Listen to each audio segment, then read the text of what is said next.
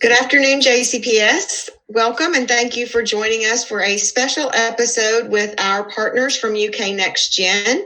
We will have joining us Lou Young, who is the Executive Director, Justin Bathen, who is Director of Next Gen Scholars, and Karen Perry, who is our Director of Digital Learning and Network Partnerships. A little bit about UK Next Gen. Of course, their work is to help school and district leaders implement deeper and more personalized learning with an eye toward equity for all learners. In the last few months, UK Next Gen has been working with educators to reflect on what they've learned during the crisis and how this learning can help us move closer to transformation in the future. And I've heard so many principals yesterday and today talking about how school is going to look different in JCPS when we get back, which I think is so exciting. So their session today, Don't Put Genie Back in the Bottle, is designed to engage us in an important conversation about learning that is happening across JCPS, Kentucky, and our nation. So I'm going to hand it over to UK Next Gen. Thanks for being with us today. Thanks, Susan. It's been awesome to work with JCPS. This is the end of our fourth year working directly with JCPS on moving towards next generation learning and leadership practices. And it's been a great journey together. So we're going to have Lou joining us, we hope, in a few minutes, and then also potentially a student from Fayette County who was part of a session that we hosted last week as part of a big national conversation. And so we thought with the 30 minutes that we had with you all today, we would share some of what emerged from that big national conversation as we begin to sort of think about, not putting the genie back in the bottle, as this session is titled. So I'll share slides. Is that okay? I think I can share slides. Does that sound right to you guys? Yes, Matt? You can. Yep. Okay.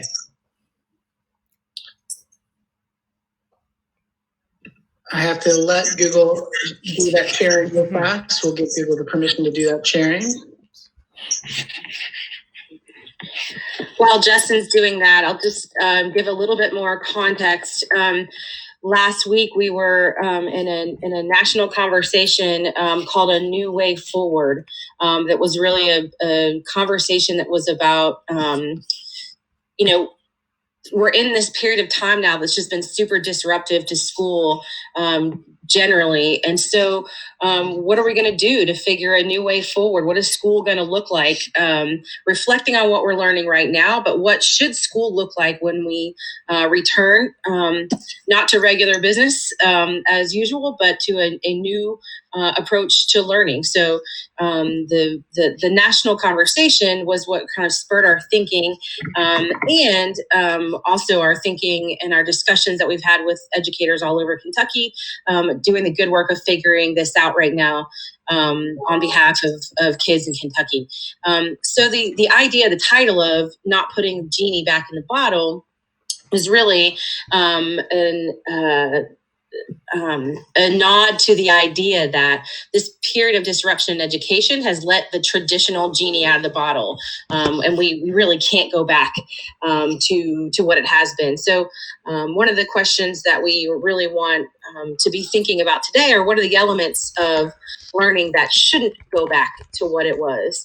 And so what are we learning now that informed our thinking about moving forward is really the center point of our discussion today. So Heather, hopefully you found a email link from me, and I might have you do some sharing if that's possible, if you're going to be in the room for a little bit. Is that possible, Heather? You want me to share? This is Yeah. about you. Okay, I can do whatever you wish. Just sharing that deck. We had put a deck together, and for me to share the deck, I have to close Chrome all the way down. Got it. I'll open it up right now. Yeah.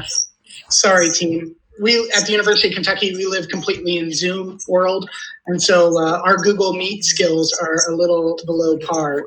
But please bear with us, everyone, as we jump into this. So as Karen said, we've been working on this new way forward. A couple of partners we want to give shout outs to are Pam Moran and Ira Sokol. They are educators from the University from Albemarle County in Virginia, and they were working with us on this national presentation that we're beginning to share. Okay, awesome. Thanks for sharing, Heather. I think that's starting to come in. And so this sort of was where we wanted to start the discussion today. And we also want to tee up, we know there's a chat going on for everyone that's listening. What about this? What about learning right now do we not want to put back in the bottle? And so if you all can give comments to that chat, we're going to be keeping an eye on that. I know Susan Price is keeping an eye on that chat and giving some responses. So we sort of want to hear from you too about what's going on as we pull out some things nationally that have been discussed on our front.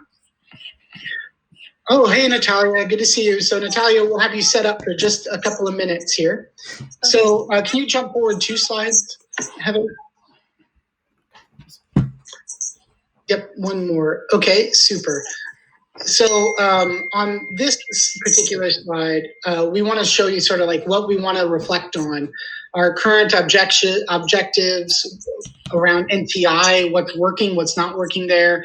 We're going to hear from Natalia, who just joined, who's a student in Fayette County, about her experiences, share some of our brainstorming, and begin to consider sort of the takeaways that we take with us into the education system in August and moving forward that we sort of want to preserve coming out of this pandemic. So jump to the next one, and Karen, I'm going to turn to you on that one. Yep. So our big questions for today are really, what have your kids discovered about learning? What are you discovering about learning? This period of disruption has sort of shaken us out of our sort of status quo, keep on trucking, particularly here in the spring where we would all just be holding on for dear life anyway. But we've been shaken out of our element a little bit. So we want to hear from you and from Natalia, and have a discussion about what are your kids discovering about learning and what are you discovering about learning from this disruption. So if we could go ahead and go to the next slide. So the first place I want to start is really with the student perspective, which is where we should always start, right? So question first to Natalia. Natalia, what are you learning about being a student in this kind of remote environment? What's working for you? What's not working for you? And let me just give, actually, before you start, Natalia, a little bit of introduction. Natalia is a senior in Fayette County. She's at a school called the STEAM Academy, and she does a little bit of work with the Next Gen team, but she has a real unique perspective on the learning experience that we wanted to share with you all, and just bring in a student voice. So Natalia, what are you learning about being a student in this environment? What's working? What's not working? We'll throw it over to you. Thank you. I'm learning a lot about myself and about what I learn with BEST, what type of learning styles I learn from BEST. And I think that's what a lot of students and my peers are doing, is that we're learning about how we learn and what's best for us and what in this structure is working and what isn't working. Some students don't work well with online work, and they work better when they can be in class and function with teachers and can see face to face. I'm one of those. But I'm also learning to take responsibility for my time management and just learn to be more adaptable to situations, which is something that all students can really learn from. So this is a nice environment to be pushed into. We're also getting to see a side of teachers that we haven't seen before, because they're more understanding of our circumstances, because they're living in them now, and they realize that home life can be a lot more challenging than they realize. And so our excuses become explanations, and we're just overall more connected to our teachers than we had been. Natalia, you are so tweetable, honestly. What had been viewed as excuses is now viewed as explanations, I think is a very humane approach. And I think you're right. All of our resilience and persistence are being tested right now in this new environment. So really appreciate your perspective. Are going to come back to you and dig into that a little bit more. But before we move on, can you just give us an example of why it's important, or tell us why it's important to understand your teachers a little bit more? You mentioned this giving you an opportunity to view your teachers in a slightly different light, but why is that important to you? It's very important to me because you have to realize how much teachers are adjusting just as we are, and that it makes them seem more human rather than just the people who are supposed to give us what we're supposed to learn, rather than there's people who are also working in a system that they may be struggling with too. It just gives everyone a more humane look to everything and more understandable of everyone else's circumstances. So there's not as many students pushing and pulling at teachers, and we're more patient with them if we have a problem and they take a minute to get back to us, because they're taking emails from everyone, solving everyone's problems right now. Super interesting. And I would just say, I would speak on behalf, I think I can speak on behalf of teachers everywhere and say that we appreciate you all being patient with us as we figure things out too. It really just, this compassion has to go both ways as we're all figuring out this whole scene. Super interesting. Okay, we're definitely going to come back to you. But the next question I want to ask was originally going to be for Lou, but she's having trouble joining us. I think she might be in the chat. But Justin, can I throw this question over to you while we're waiting for Lou to get in, or respond to the chat? Based on your observations with across Kentucky and the country, what are you learning about learning spaces and workspaces and equity? So clearly we have a lot of inequity. As home has become place-based learning, that's really a new place for learning. The reliance that we have on everyone's homes as places of learning really bring out, like, what does home mean to you? And we are seeing some inequities there. There are just a lot of questions about space in our world right now. The thought of going back to classrooms with 30 students in a room together in terms of space is another really interesting question about how we've designed spaces in schools over time. Clearly, the spaces we've designed in schools are not sort of well designed to keep viruses at a minimum. So there's just a lot of space questions, a lot of equity sort of embedded in those space questions. And obviously, I'm going to speak to technology in just a minute. Even in those spaces, what's the availability of access to communication tools in those spaces? So a lot we're learning there. The flip side, the positives are home is clearly proving a space for some degree of learning for some kids. And while we have not mastered the equity questions inside of that, home as place-based learning, I think, has a new future that we didn't know it had coming out of this pandemic. I'll give you for instance, the Pritchard Committee right now, a statewide organization educationally here in Kentucky, has shifted a bunch of its parent outreach from sort of trying to do the parent as leaders, serve on SBDM council kind of work, to parents as leaders of learning. And that's a new place for us to be, and potentially a good place for us to explore more.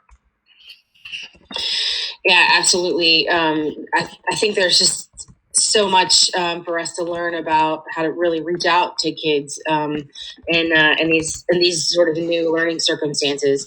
That really leads us to the next slide, which is what have you seen that worries you or gives you hope about kids we're having a hard time reaching? And I'll take that one. It's always been the case that even kids who are present in our classrooms, sometimes we have a hard time connecting with those kids. I think what I've seen here across Kentucky and across the country is sort of a redoubling at the effort to try to reach students that are sometimes hard to reach. On the positive, I've seen kids who have the kind of freedom that Natalia mentioned really grow in this kind of environment. We're hearing about kids who appreciate being able to make their own schedules and set their own time. And so they're able to respond to the academic challenges in front of them a little bit more at their own pace and in their own way. So that's really hopeful to me. What's worrisome to me are the kids that we either can't reach at all because of technology, or because of they're just not engaging, or maybe they're struggling with health situations or dire financial circumstances in their home. And that really worries me a lot. And I think it makes it clear to me that when we do return to school, some kind of mix of face-to-face or a new school year, we need to make sure we're building up the infrastructure not only for social emotional learning, but actually outreach to all kids across our districts and across our state of Kentucky. I think sometimes we take a little bit for granted that kids are sitting in seats and they're gonna show up. If not today, if we don't reach them today, then we'll reach them tomorrow. But I don't know that we should keep making that assumption. So that worries me a little bit. And of course, back to Justin's point about equity, I'm worried a little bit about a lot actually about kids who don't have access to technology and the infrastructure, the Wi-Fi and all of the access that they need to keep learning if we do keep moving back and forth from face-to-face to remote learning. So that's some shout outs to chat. I've been watching the chat a little bit and want to get some chat. First, Natalia, of course, is getting lots of love in chat. Natalia, as always, is a star. And always. So thanks for joining us, Natalia. And if you all have questions for Natalia, you can put them in chat and we can just ask her here directly. Shout out to Lindsay, who talks about the increased humanity that we are seeing right now on all sides, and as a real sort of strength of what's happening right now. Just want to give a few shout outs into the chat. So we're watching and paying attention over there. Lou has now joined by chat and is answering questions there as well. So feel free to be asking us questions over there as we proceed forward. So Justin, for us, okay, want to go next phase? Yeah, go ahead. So tell us about the provocation that we are kind of grappling with, and then what we did. So let's go next slide. All right. Yep. Heather, jump back in. So in order to do this kind of work, so I've been sort of teaching online for the last decade. And so doing sort of online teaching and provocations and all kinds of stuff is really fun for me. We found out that we were going to do this national presentation with like 2 days to go before we had to do it in this big national conference called A New Way Forward, which I think had several thousand people there. So I just sort of gave a provocation to the community, and jump a slide forward, around, what could school be instead? Based off of the learning that's happening right now during this pandemic, what could school be? And so Heather, jump one more ahead, and I just want to show you how we did it. We ran a live Google Excel sheet to gather data in breakout groups with about 10 people per breakout group. We then fed that all into a lotus blossom image that sort of pulls together all the ideas that emerged. And so what we're going to do is we're going to pose some questions with the 10 minutes we have left, pose a few questions and show you like the one big takeaway from that conversation. Also, as we pose the questions, you can be answering them for yourself in chat, and we'll be watching over there and giving some feedback. Good? Yeah. So as Justin said, we broke out. So we had this big old, couple hundred people in our session maybe. And then we broke out into smaller groups. Just so you know, this Lotus Blossom activity, we're going to give you the link to it with directions so that you could replicate this in your own classroom, your own online environment if you'd like to. But as Justin said, we started out all together in a big group. We broke out into small groups around the question of pretty much what do we need to make sure that we're sort of bringing forward into the next version of learning in the next school year. So when we broke out into all these breakout groups, the original Lotus design is to have 8 breakout groups, but we didn't have that. We only had 6, but it's still pretty flexible. So jump forward one more, Heather. Sorry. Thank you, Heather, for helping accommodate us. That's right. Thanks for running the slides. So first of all, over on the left-hand side of the slide, there's a link to the Lotus Blossom activity. It's got directions. It's got blank versions of this. Heather or Matt, are they going to be able to access the hyperlinks in the deck? Can we share the deck with them? We can share the deck. I also just put into the live chat on YouTube the link to the Lotus Blossom, so I'll put some more links in there as well. Great, smart. Okay, so good. So when we broke up into these little breakout groups in our room, my breakout group was the first one, the top left yellow one, which is about learner autonomy. So what are we learning about learner autonomy, and what are the things that we need to keep doing or do more of to bring learner autonomy forward? So Heather, if you'll go 2 slides ahead to the Lotus Blossom tool. So what we did was we put our groups into a shared Google Doc, and we just brainstormed together for 10 minutes about what are all the high student autonomy ideas that we can bring forward into Learning Next. So we had great discussion there around student choices, and really similar to actually we shared the choice board work from JCPS with everyone, talked about project-based learning, talked about engaging activities, talked about student passion projects, high agency or high learner autonomy choices that do lots to motivate students and that can be done in a remote sort of setting, but would also benefit from some face-to-face facilitation. So we had everybody dump their ideas into this spreadsheet. We put resources, good people to follow on Twitter, all of that. And then Heather, if you could go one more slide forward for us, we decided that our very best idea that we wanted to bring forward was a commitment to project-based learning. So we talked a little bit about the importance of having authentic, real-world problem solving with students, making substantive decisions about that learning experience. And so PBL, commitment to PBL, was something that we wanted to bring forward and contribute to learning experiences moving forward. So that was my little section of the Lotus Blossom. When we came back together, we shared that out more collectively. Let's jump forward to a blue question. So on this blue question, we sort of asked about, what must change about technology use? And we don't have to rehash this because everything about the JCPS Digital Learning Channel is about this question. And so if you're watching JCPS Digital Learning at any moment other than now, you're learning what must change about technology use. But one more forward, Heather, what we really wanted to push on coming out of this was around minimum statewide equities with technology.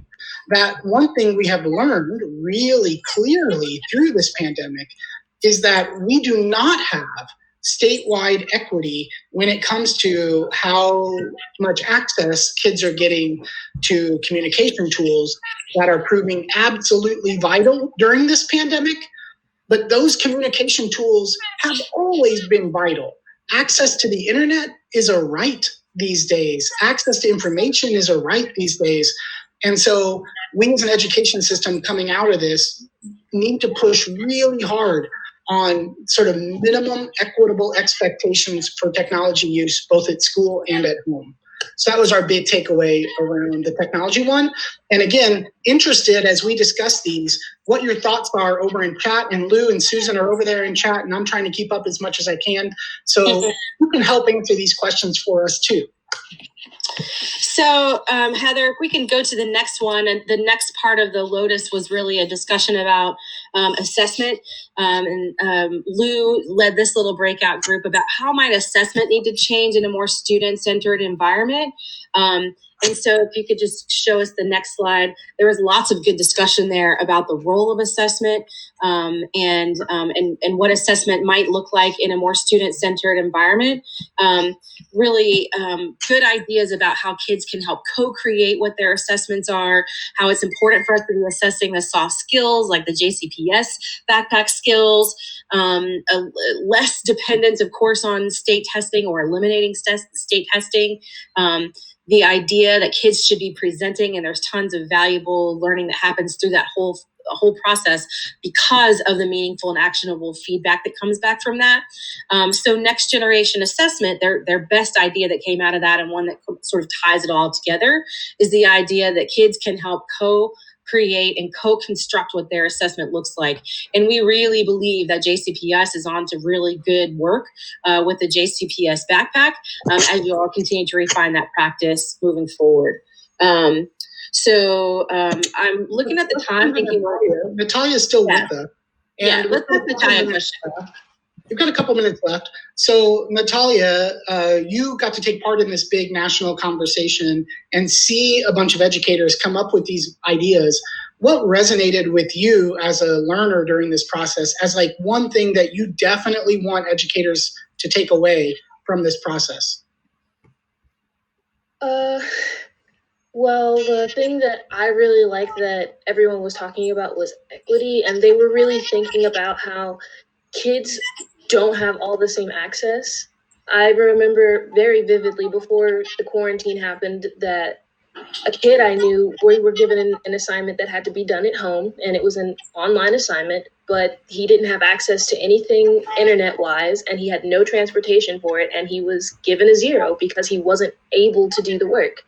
And now that we're in a situation like this that forces teachers to realize not everyone can do everything, and they have to make other access points for them to be able to do their work, it's something that we prioritized, and I want that to happen. I want people to have access to the information and knowledge that I have access to, and maybe even more, because maybe they need a laptop or something like that, but not everybody has that, and that's really discouraging when you're doing your work and you can't do it like everyone else can, and your solutions aren't as simple. So Mm-hmm. Yeah, powerful, and thank you. It speaks to the really high-level conversation we got to have with these educators across the country, and I hope that, and just watching the comments from the JCPS Digital Learning Channel, I really think everyone's heads are much more focused on equity now that the pandemic has really laid bare so much of the inequity in our systems. Yeah. So I think we can stop share. We'll add the link to the slides. I'm working on adding a link to the slides right now to the JCPS chat. For Heather and Matt, who are still in the room, we've got like 2 minutes left. Anything you want to reflect on or throw at us?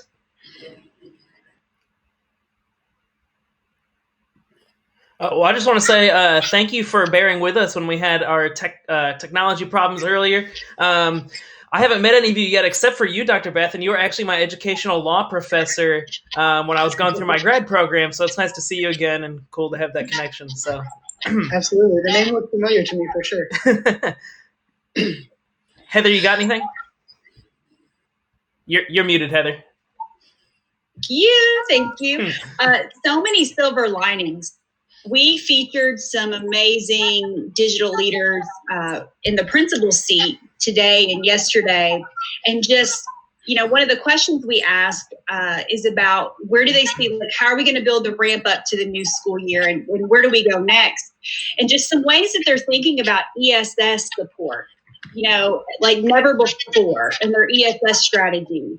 And, how teachers are going to have a better, more intentional blended learning balance in the fall. And, our principals are so innovative, and I'm excited to see where we head next. So lots of silver linings in all of this. And UK Next Gen is always on the forefront. I love the lotus flower. Was it a flower or a blossom? What was that thing? In the end, I think it wound up being an iris because they have all the different types. But it's some type of flower, some crazy Google digital tool. I will definitely link your slides in our virtual training schedule because I think there's so much to learn there. And I love how you broke it down into categories of thinking, and building some strategy around those. So I just cannot wait to see where our state goes next. We've catapulted when I think about digital innovation in the past 2 months. It's unbelievable. I agree, Heather. Yeah, we're so encouraged by the resourcefulness and the persistence that educators have shown through this whole thing. And one of the things we've observed to be true is districts and schools who have been thinking about this in the same way you all have been chipping away, working toward deeper learning and working toward your backpack skills and all that. Districts and places who have been working toward this for some time are much better situated, even though there is much to be figured out. They're in a much better place than other places who haven't really been trying and have been just now forced to the table for this conversation. So I would just encourage JCPS specifically and just say that, you all have done really good work over the last several years. And of course, there's more to be done for all of us. But NextGen is really happy to partner with you. We love learning with you and from you and doing what we can to contribute. And the last thing I want to say before we close is Happy Teacher Appreciation Week to teachers. This is such a great time to celebrate all the hard work of teachers from all over. So Happy Teacher Appreciation Week, JCPS folks. Well, thank you so much. We really appreciate you all being here and getting the opportunity to learn from all of you today. Again, sorry for the technical issues, but it was a great presentation, and we're really excited that you shared all that with us. So it is 1:31, so I'm going to switch over, but I will say a final goodbye and thank you to all of you. Are you switching over to this crazy professor at UK named Jerry Swan? I mean, that's not in the room. I know. I was really hoping Dr. Swan was going to contribute something because he always has fascinating contributions to the conversation. So, Dr. Swan, before we go, I want to give you the floor. Is there anything that you would like to add? No, dear. Let's hear it. Let me think on it. I'll be happy to come back another time. Okay, so another session with Dr. Jerry Swan is forthcoming on the Digital Learning Channel. And be prepared to get blown away. Everyone in JCPS needs to know Dr. Swan. You haven't lived until you get to learn from him. Susan, I'll be happy to join in sometime. I was just saw it pop up on my Twitter feed, so I thought I'd just hop in and listen to what folks had to say. okay, we're glad you're here. Susan, anything you'd like to say before we switch to the next episode? I just want to say thank you, and I also want to encourage UK Next Gen to come back next week, because I think the questions that we're asking are questions that we should all be reflecting on as we design and move forward in JCPS. So thank you. Thanks for having us. For next week. Thanks for having us. Thank Thanks, you all.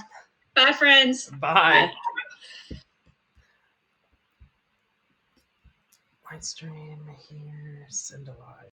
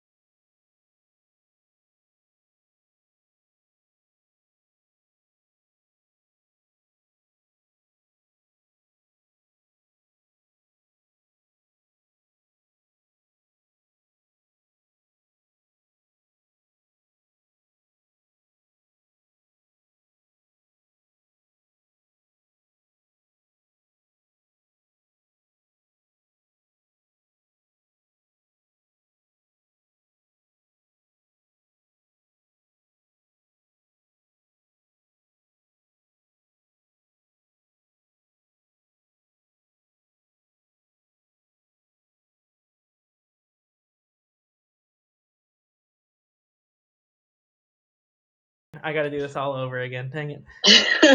It's okay. Sorry. It's all good. Okay, I'm not going to take up any more of your time. Hopefully you guys can hear me now. Sorry about that. I had to make a different scene because I had to use a different Hangout for that call, and then I didn't put the audio in, so it was just good.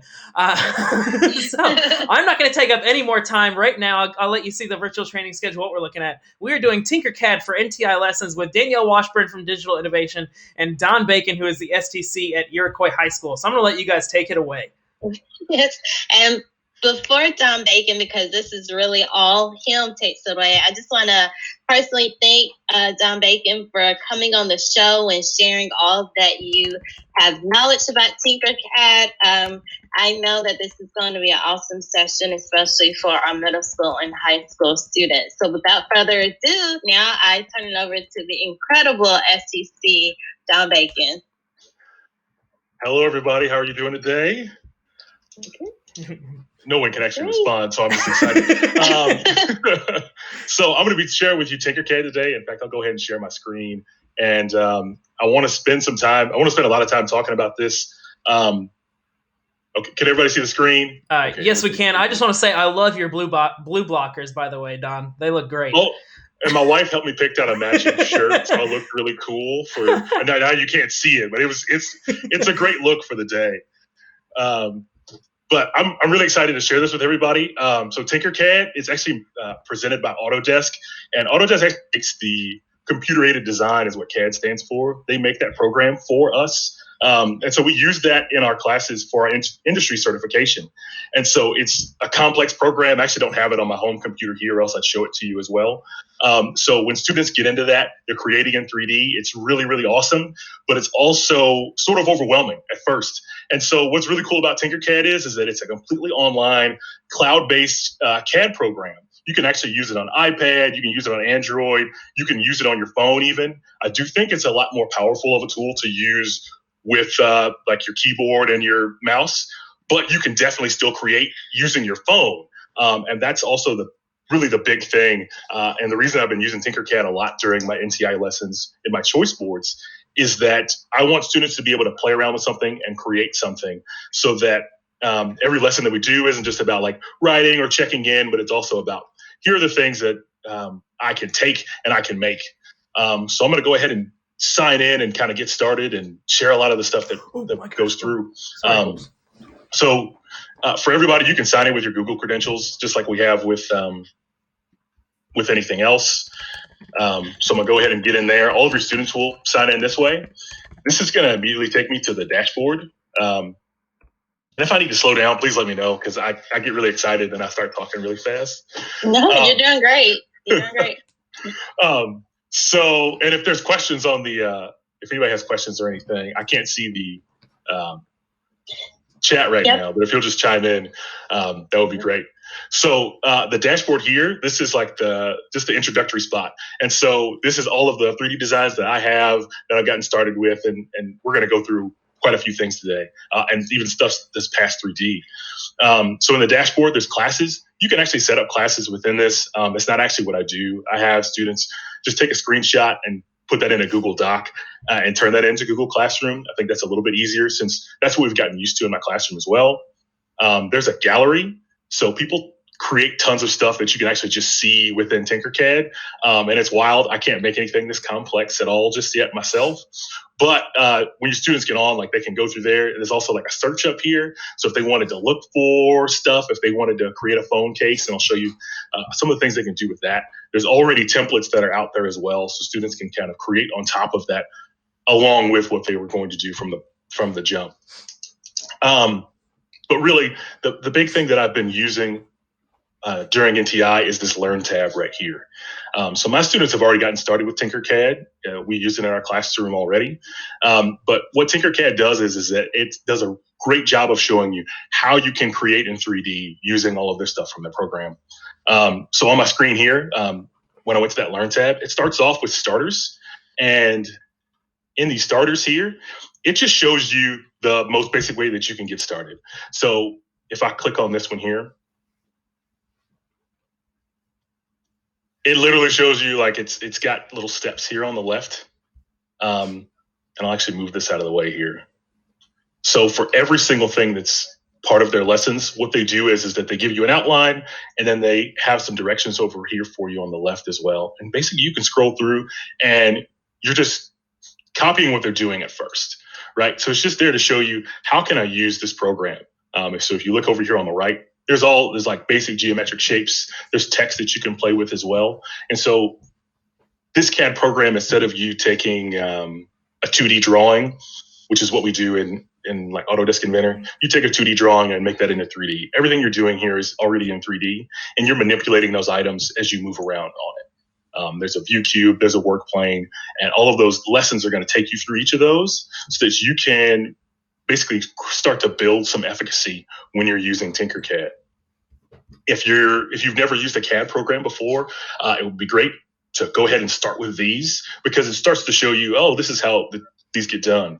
What I have my students do as well is when we're in our classroom, when we first get started with Tinkercad, is I just have them either show me a screenshot of how they used each of the tools or what they made with that, or I like come around and look at them, since we're in our classroom already. But if you wanted students to turn stuff in and you're already using Google Classroom, I think if you know how to tell your students how to do a screenshot, if you already know how to do a screenshot, have them do that, and then they can go ahead and send those things to you. Once you get done with the starters is when it actually starts to get fun, in my opinion. So I'll go back to that Learn tab, and in here are the lessons. And these are things, that I share with my students as well. And so there's I think there's a little over 20 of these. And when you look at all of these items here, they're pretty simple stuff, right? You're making little buttons, you're making rings, but what it's showing you how to do through every single step is, how do I make something in a CAD program? My personal favorite is the chess pawn, and I'll get to show you a couple of things that are within this, and also share how I really build my lessons with these. So just the same way as it had in the other ones, that I made a lot of chess pawns, as you can see right there. As you go through these lessons, it tells you exactly how to put stuff down and how you're going to resize it, so that if you're showing your students and you want them to make something, this is the first place that they're going to go. But then as you continue on, you can really start to build on top of these. So this is the finished product that they get with that chess pawn. What you end up doing actually as you go through all of it is you bring all of these shapes together, just to give you a small preview of what this looks like. And so you could select those and you can group them. And so you end up with a whole single solid piece. So something that I do in my classroom as I'm starting to develop a lesson is that the students go through and they build the chess pawn, and they follow all these steps to do that, which is fantastic. It's great that they can follow these steps and they're using this CAD program. But now how do we build on top of that? So one thing that I do is that I go out and I go, okay, well, could you make another chess piece? Do you know what other chess pieces look like? And why do these chess pieces look that way? And it's really kind of a blossoming lesson that comes from just the simple thing that we started with. Well, if you wanted to make a knight, could you get the little horse head piece that's in there? Or making the bishop, how do you manipulate these pieces, these geometric shapes that we already have, to make something that's new that will work for your whole chessboard? And so we go from there, and then maybe these students are making the rooks, and these students are going to make more pawns, or they're going to make something that looks even different from there. And then they're starting to create their own thing, which I think is really the power that really comes from Tinkercad is that students get to take what's already there, and then they get to move on and move forward with that.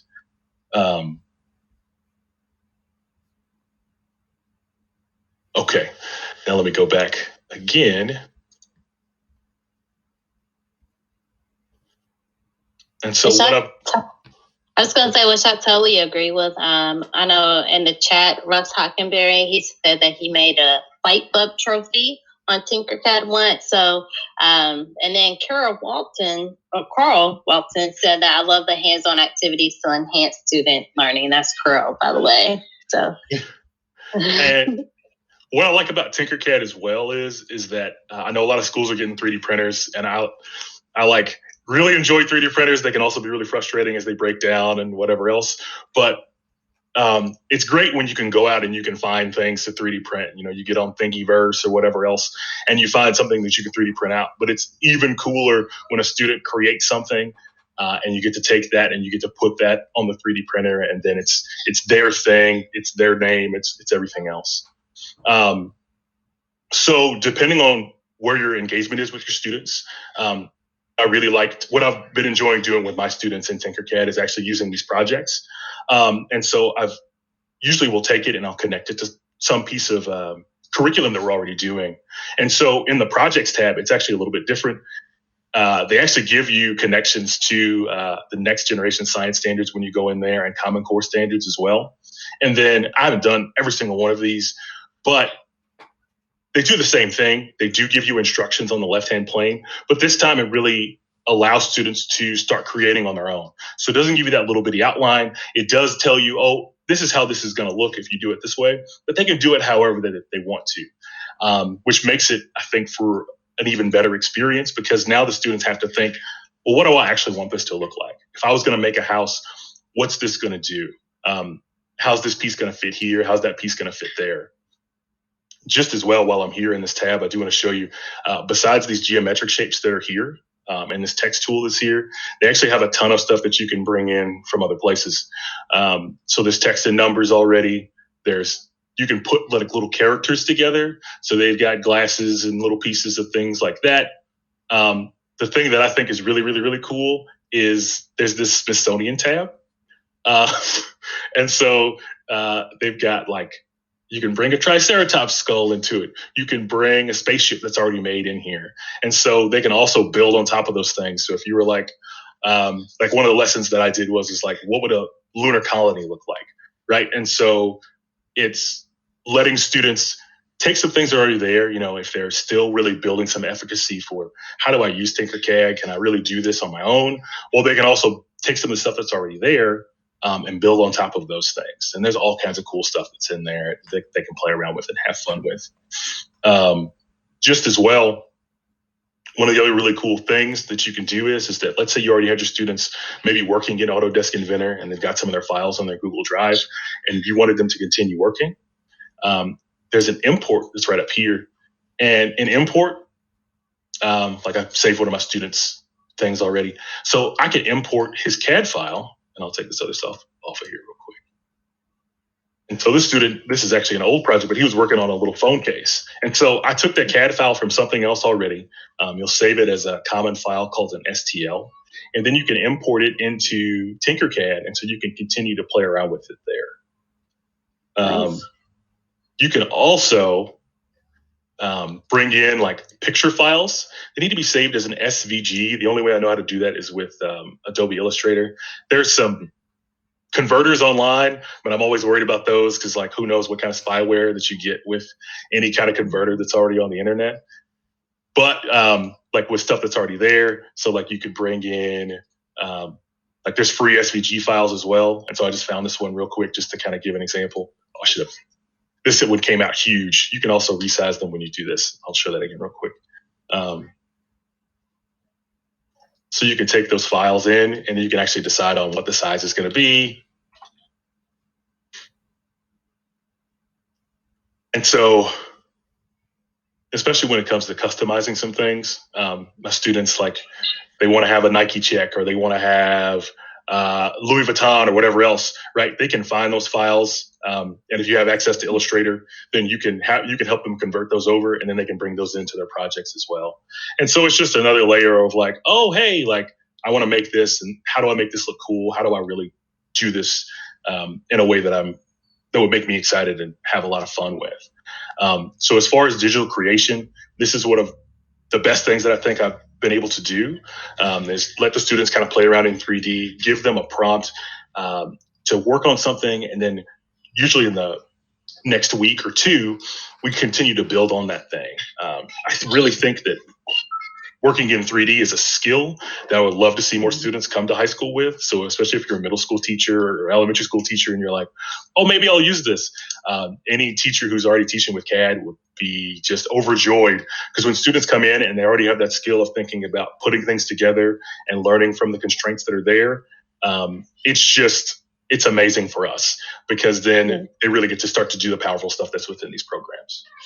And Mr. Bacon, real quick, just to review, how can, if a teacher wanted to start using Tinkercad, how can you see your students' creation?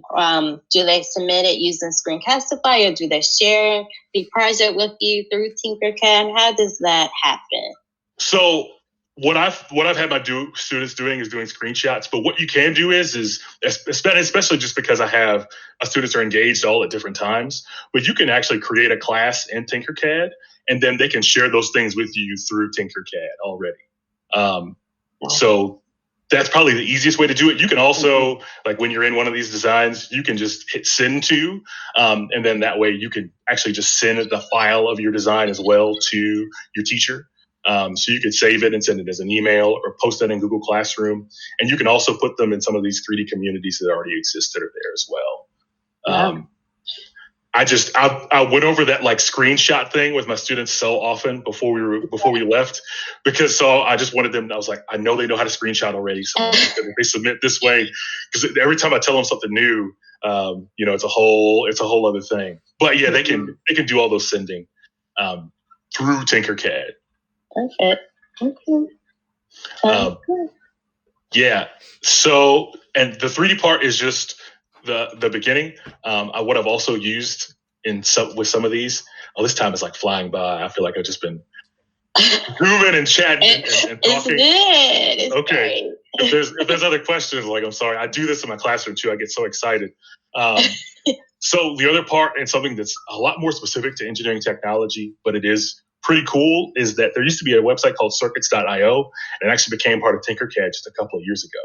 And so what you can do, if you've never seen these before, these are called breadboards, and they're basically just like the simplest version of what a printed control circuit board would look like. And so what your students can do, if you would ever want to do anything like this, is they get that breadboard, and then they can take LED lights and wires and batteries, and they can actually learn how to wire something already. And again, in their Learn tab, so if you go from 3D to circuits, they've actually got lessons that are already in here just to show you how you can use some of these. The really cool ones are actually under the projects. So if you've ever seen Arduino or anything like that, they have these projects that are actually already in here. And you could even take what you made from the Arduino board on Tinkercad and then go out into the world and buy these parts, and then you could actually remake it again and make it in real life so that you could play with it.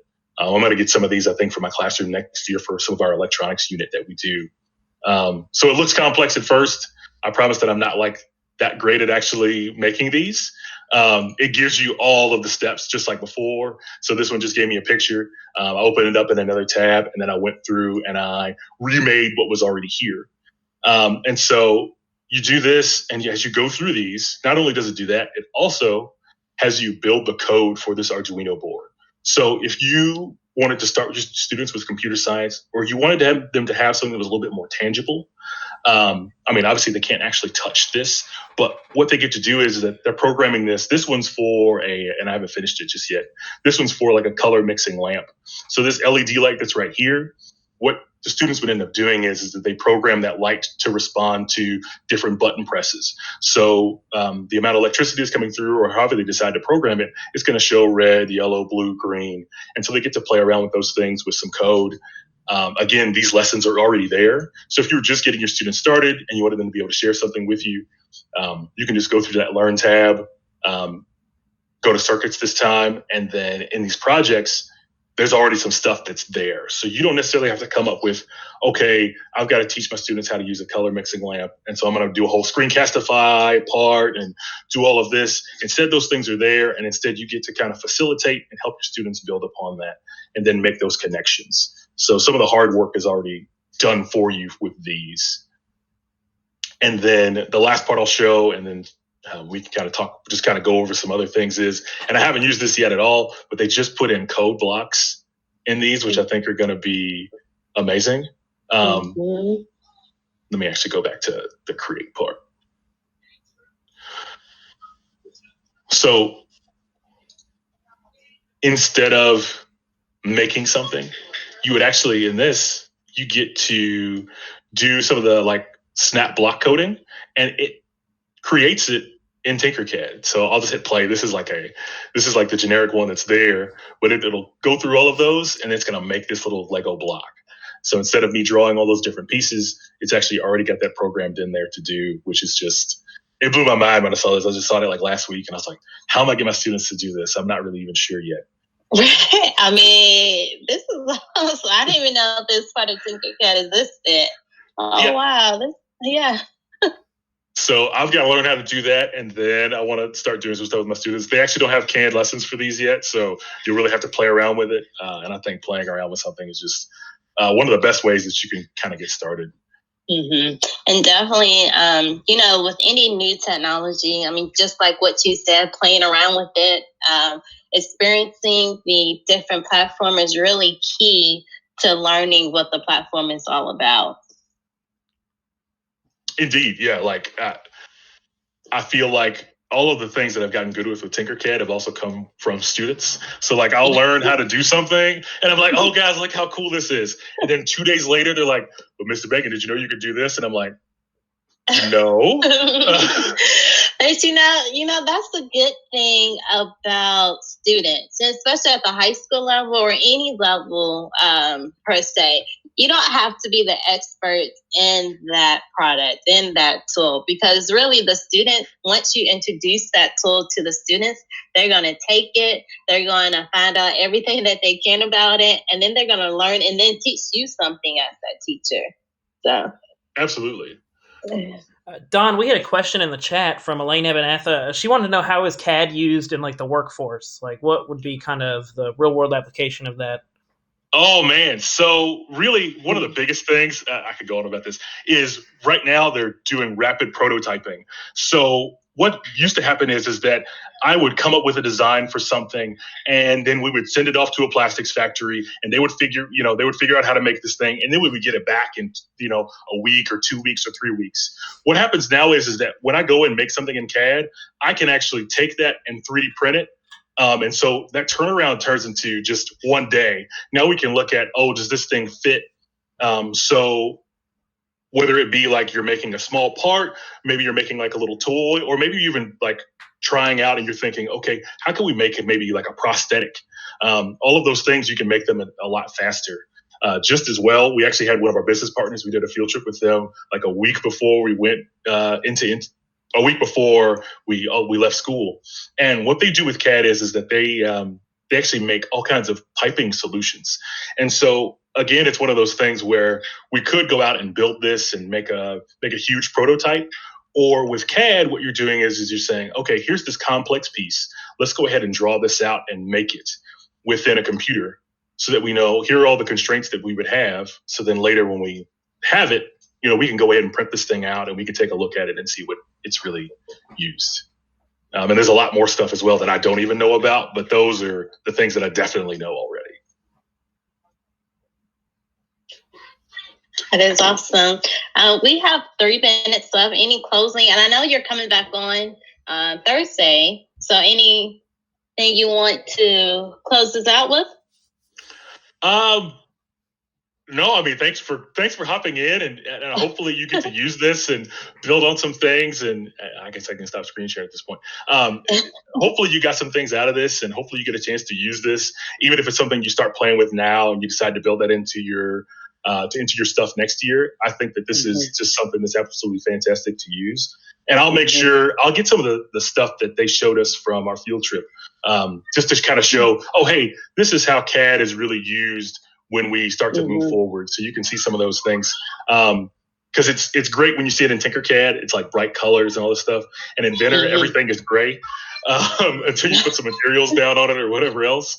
But so it's a little less exciting looking. But it is like, hey, like we made this thing that's going to go inside sprinklers. It's going to make them more efficient to water your grass, whatever it happens to be. That's what CAD's really there for. Awesome. Okay. Thank you. And I know I want to bring Matt back in. I don't know if you all want to talk about any esports bro. Honestly, if I start talking to Don now, we will be here the rest of the day. So we'll end up just streaming League of Legends for you.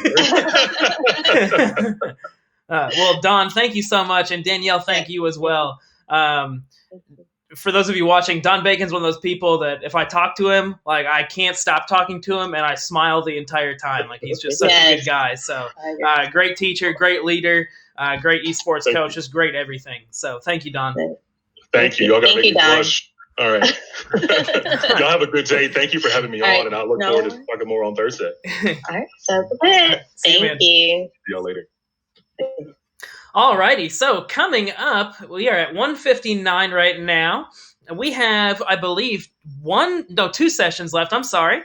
So coming up, we have developmentally appropriate early childhood NTI backpack activities with Julie Hilton and Diana Carlson. If you want to keep learning with us, you can find all of these presentations and resources by going to jcps.me/NTI and then go to the teacher toolkit and looking at the virtual training schedule. That'll bring you here. We have all of our previous weeks as well, going all the way back to April 6th. If you want to follow along on Twitter, you can follow us at JCPSDI. That stands for Digital Innovation. And you can tweet to the hashtag JCPSDigIn. And that'll keep the learning going for you and everybody involved. So, like I said, it is 2 o'clock, and we have Julie and Diana with us to talk about developmentally appropriate early childhood NTI backpack activities. So, ladies, please take it away, and thank you for joining us. Thank you for having us. We're glad to be here. My name is Julie Hilton, and I am an instructional coach with early childhood. And my partner, Diana Carlson, is here as well. She's an early childhood instructional coach, and we developed this presentation to give teachers and instructional staff in our classroom some ideas for things they could do with the backpack materials that our students received. So I'm going to see if I can share my screen and get this going.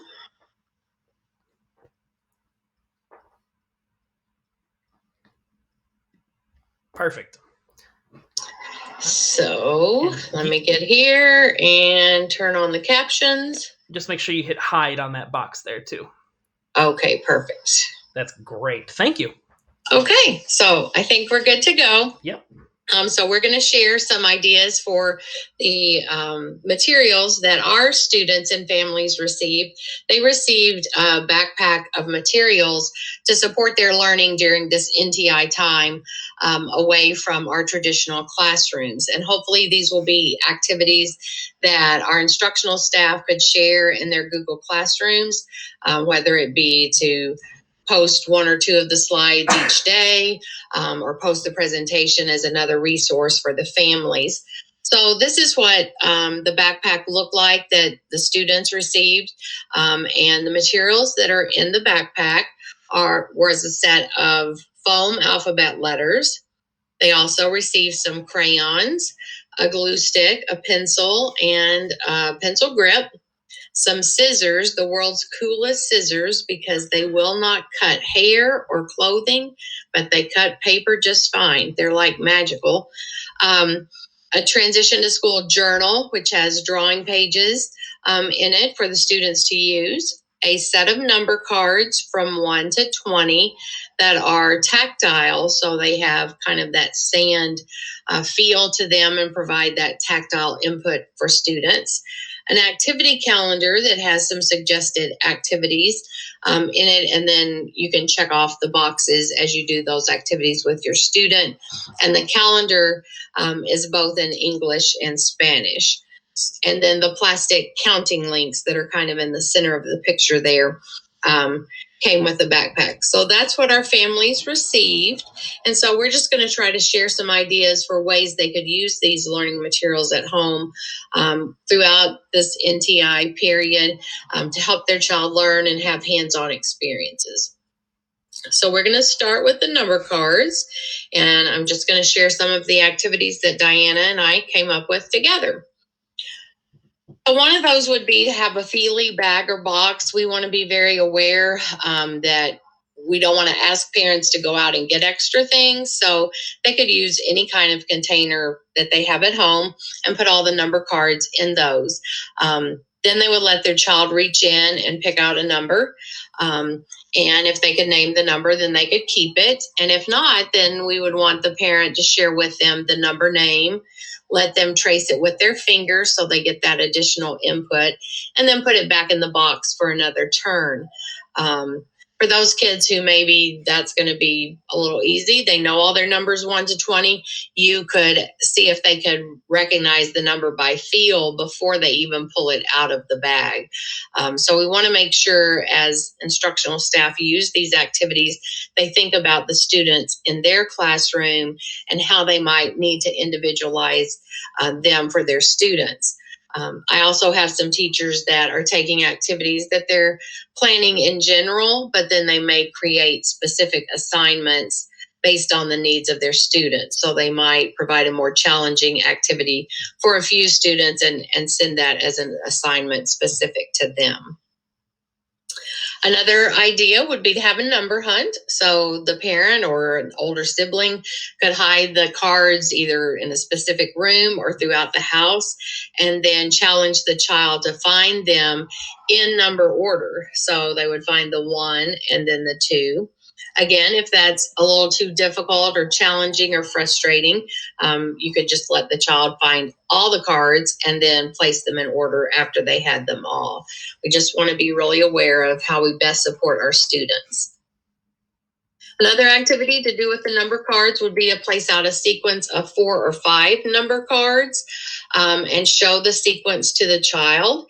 And so once you have the sequence laid out, you would say those numbers together 8, 9, 10, 11, and then have the child close their eyes, and whoever's playing the game with them could remove one, and then see if they can tell you which one was removed.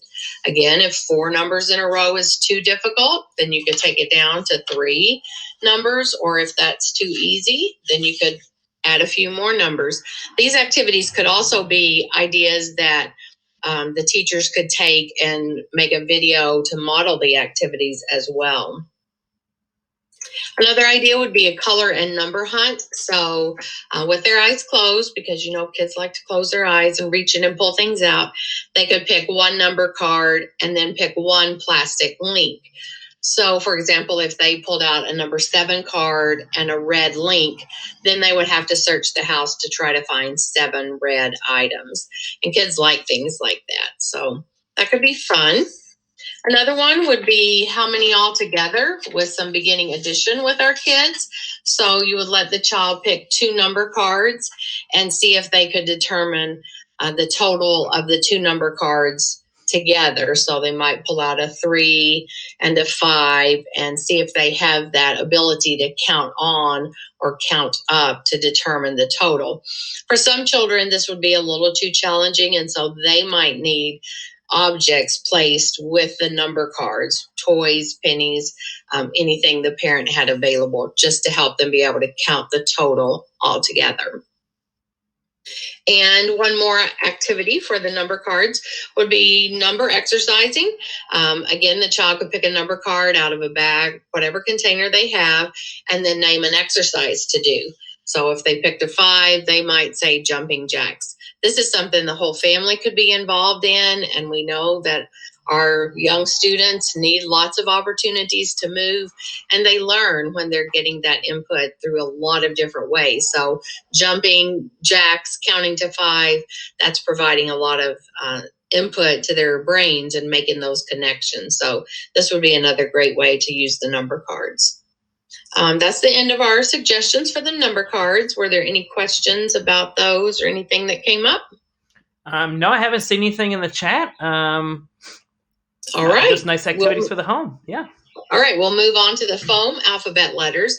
So the ones that came with the backpack has all of the lowercase letters and uppercase letters available. They're in a variety of colors, and lots of great opportunities with these letters for students to use and practice learning their letters, which is one of the things we focus on in preschool. So one would be to name and match. So you could just have all the foam letters available in a pile or a bag and let your child pick one. In the journal, on the inside front cover, there is an alphabet chart. So the object of this would be to see if they can pick that letter and then match it to the pictures and letters on the inside of the journal. There's a picture associated with that. So like for A, it has a picture of an apple. And so once you've named it and they've matched it, you could challenge them to think of another word that begins with that letter. Another activity would be to have the child put the letters in ABC order. You could do this just with the uppercase or just with the lowercase if doing it with both at the same time is too difficult or challenging. Then we really work with kids on being able to say the alphabet. We all learn how to sing it, but what happens sometimes when we sing it, it's like LMNOP turns into one really long letter name. And so we want kids to understand that those are separate letters. So we practice at school with them saying it. Sometimes we even add a movement in between. So we might say a letter and then clap and then say the next letter, just so they really understand that each letter is distinct and has its own name. Letter sorting would be another activity to use these letters for, so they could sort them into 2 different categories, ones that are made with straight lines and then ones that are made with curved lines. And they could count how many of each to get a little math in there and see if they have more that are made with straight lines or curved lines. They could also sort them by colors because they're in a variety of colors. So sorting is always a great activity for preschool kids as well.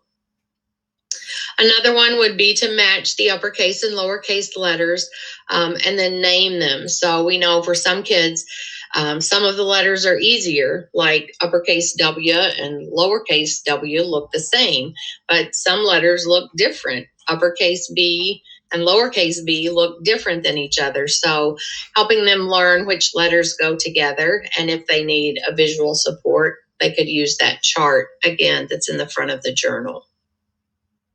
Another activity would be letter writing. So the child would just pick a letter and then try to write the letter. Sometimes if a child is still developing those fine motor skills, the uppercase letters are a little bit easier to write. We do encourage them as they begin to write their name to write an uppercase first letter and then lowercase for the remaining letters. And if they're having trouble with some of the letters, you might want to start with just the letters in their name, so they're building that success as they are preparing to move on to kindergarten. So those are just a few of the ideas we had with the foam alphabet letters.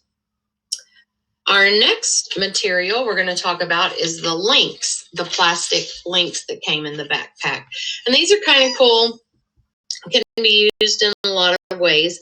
So they come in a variety of colors, and one thing they could do is just sort the links by color, and then have them count the number in each set. There's the same number of each color, so to make it a little more interesting, you might want to remove some of the links so that each set has a different amount. So maybe you only have 1 red and 3 blue, so they can really compare which do I have more of, which do I have less of. But kids like to sort things. Another way to use the links would be to measure. Let them pick out any object they want, maybe a favorite toy or something you see in the room, and help them measure by placing the links end to end down the side of the object. Then let them count and say how long that item is. So if they had a toy car, maybe it's 3 links long. And then to extend the activity, have them go see if they can find something longer or shorter, and then you could measure that to compare and develop those higher level thinking skills. Another activity to do with the links is to make patterns. There's all kinds of patterns to make. Of course, an AB pattern's the easiest one to start with, but then you can move on to ABC patterns, AABB patterns. Kids kind of let you know by their ability to complete the activity if they're ready for that more challenge, or if we need to simplify it a little bit. I would use that vocabulary and talk about that patterns repeat over and over. And just as an extension, you could encourage the family to make movement patterns, get up and move, and maybe clap and stomp, or what other patterns could they think of to act out as well. And finally, with the links, again, like we did with the number cards, that how many all together, because that's right where our kids are ready to begin combining those sets and doing that addition. So let them choose some links of 2 different colors, count how many they have of each color, then link them all together and tell how many in all. So that's an important skill that kids learn. I have 4 red and I have 2 yellow, but all together I have 6, and just being able to verbalize that. So our next material is the journal that came with the backpack. And I know a lot of our teachers in their Google Classrooms are posting activities and things for the families to do with the journal. A few of the things that we came up with, one would be to draw a picture of their school. When I visited my teachers' virtual classrooms, the kids are so excited to see their classmates, and just talking about school, you can tell they really miss it. So just to encourage the child to draw a picture of their classroom or their school, and then let them tell you a story. Having children use that language and tell a story is really important. And then there is a space for writing. There's 1 line at the bottom of each page, and maybe help them write the name of their school or the name of their teacher, or a classmate they're really missing. Again, this helps develop those fine motor skills. Telling the story helps them develop those comprehension skills and using language like they need to be ready for kindergarten. Another activity they could do with the journal would be to draw a picture of how they are feeling. We know that our kids and families and ourselves are experiencing a lot of feelings during this time with the COVID-19. And it's important that we help kids talk about those feelings. They have been learning about feelings all year in our classrooms as we use second steps and help them identify those feelings.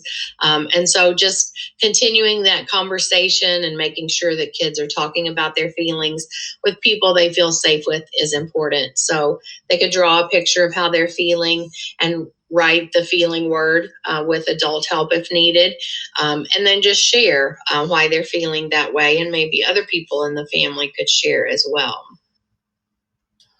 Another activity to do would be to draw a picture for maybe a family member or a close friend that they're not able to see right now, but just to know that, you know, there will come the time when we can see our family and friends.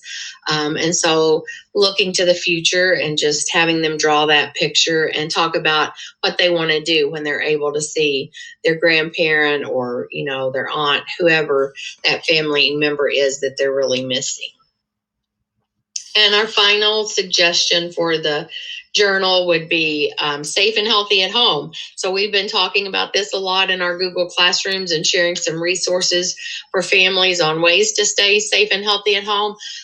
Actually, I think our preschoolers are pretty good experts at this going in, because we wash hands a lot in preschool and we sing all kinds of songs to make sure we get in those 20 seconds. But we've also been talking about exercising and eating healthy foods and practicing social distancing, which is new.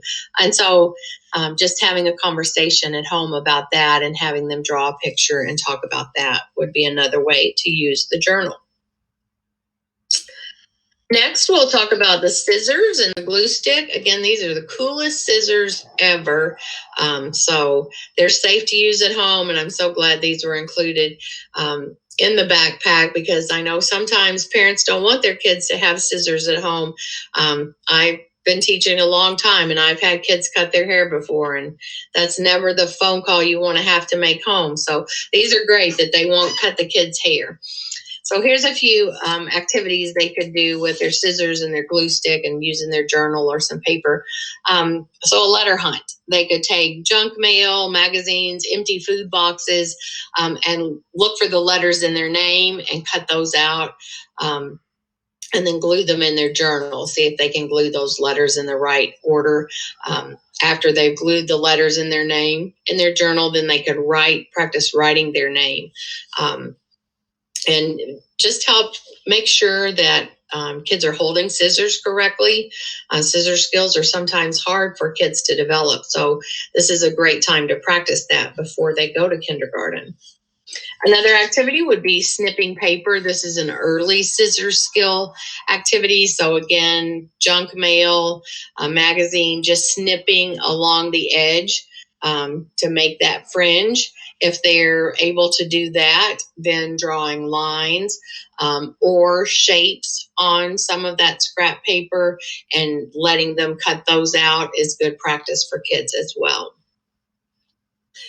Like we were just saying, cutting out those shapes.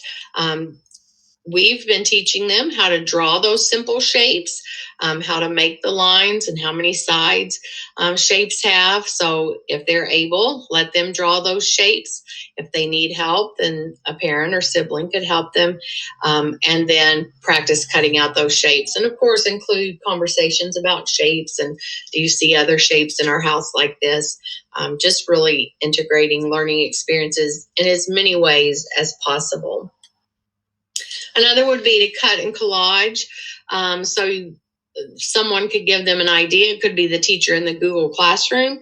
You know, this week, why don't you look for things that are red, and everything you can find red to cut out and put in your journal, then we can share those on Friday. It could be favorite foods. It could be numbers, anything that the kids might be able to share their work in the Google Classroom.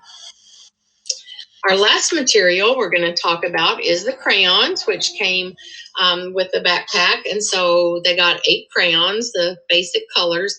And as I was thinking about activities and again, we just want to be really mindful that we don't want to be telling parents they have to go out and buy things, that they can use things they have at home to engage in learning activities. And I was like, well, these are perfect to make shapes with as well.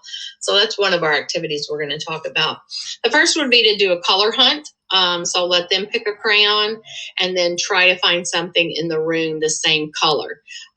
It could also be that I Spy, where the parent or siblings describing an object that's a certain color and they giving other clues to see if the child can figure out what the item is.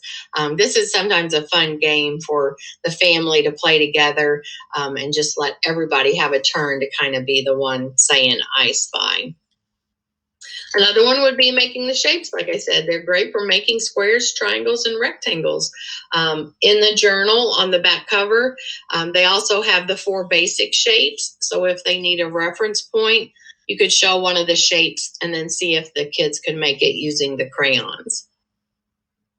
Another one, just going back to that journal, they can obviously use the crayons to draw a picture and then let them tell you a story. We want to encourage their imagination and also encourage their comprehension skills by really getting them to talk about, well, what happens at the beginning of your story and what happened in the middle and how did things end. So drawing stories and telling those are another good way to use those crayons. So that's kind of a quick review of several things that classrooms, teachers, instructional staff, and families could use these materials for. We wanted to allow a few minutes for questions if anybody had any, or if they had any great ideas they wanted to share. So far, we haven't had any questions. It's just been more comments about how appropriate these activities were for kindergarten skills and getting kids ready for kindergarten. We had a question about where they could purchase this material, and I did say Lakeshore is where all those materials came from. It was a backpack that we ordered from them.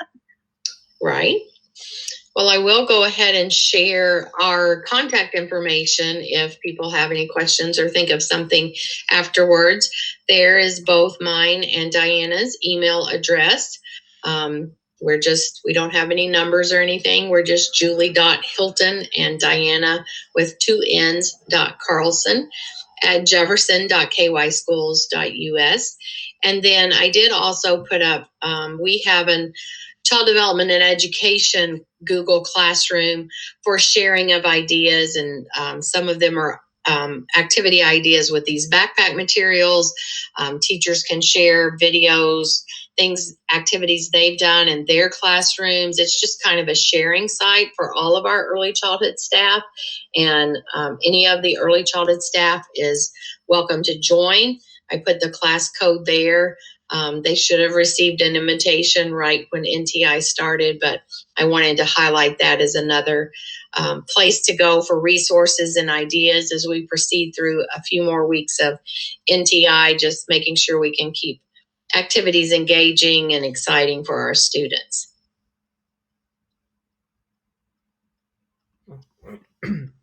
Well, this was great, Julie. Thank you so much. Looking through the chat, again, just like Diana said, it doesn't look like we had too many questions. Mary Weishart said, great examples for using the backpack items.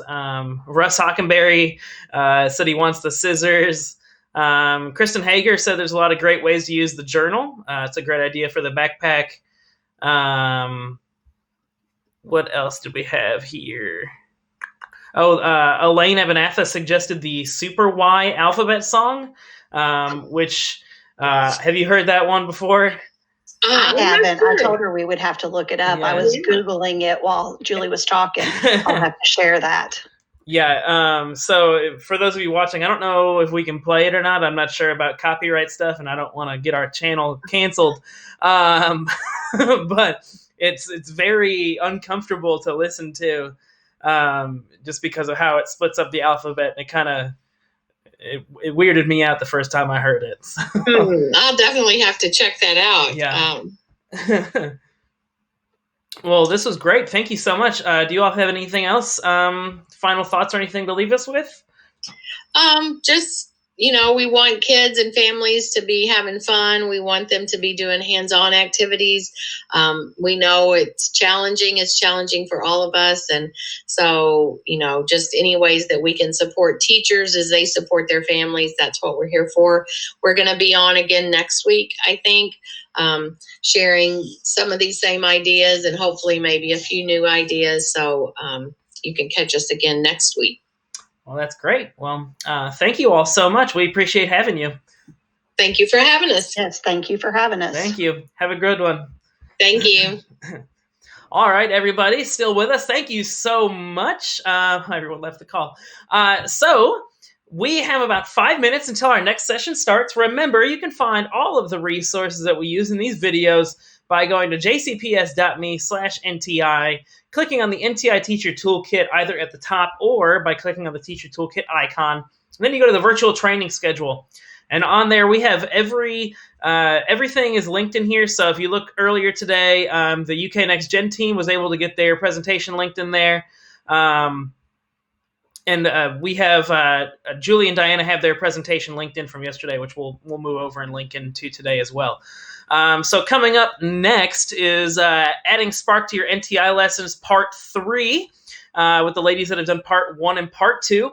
If you want to continue to learn with us, you can follow us on Twitter at JCPSDI.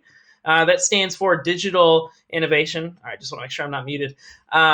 You can also tweet to the hashtag JCPSDigIn. That also stands for Digital Innovation.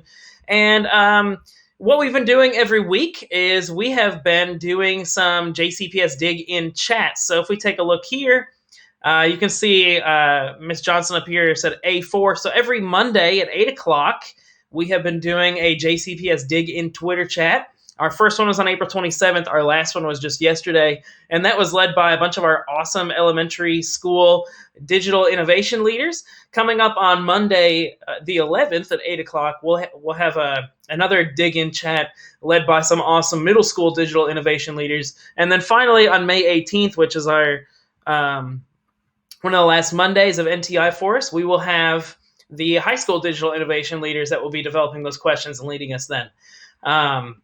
Also, if you are not currently subscribed to our channel, please do. And I wonder what it's going to give me here. So that's Jefferson County Public Schools. Whoops. If you go to JCPS Digital Learning Channel, which you are already on, you click that subscribe button.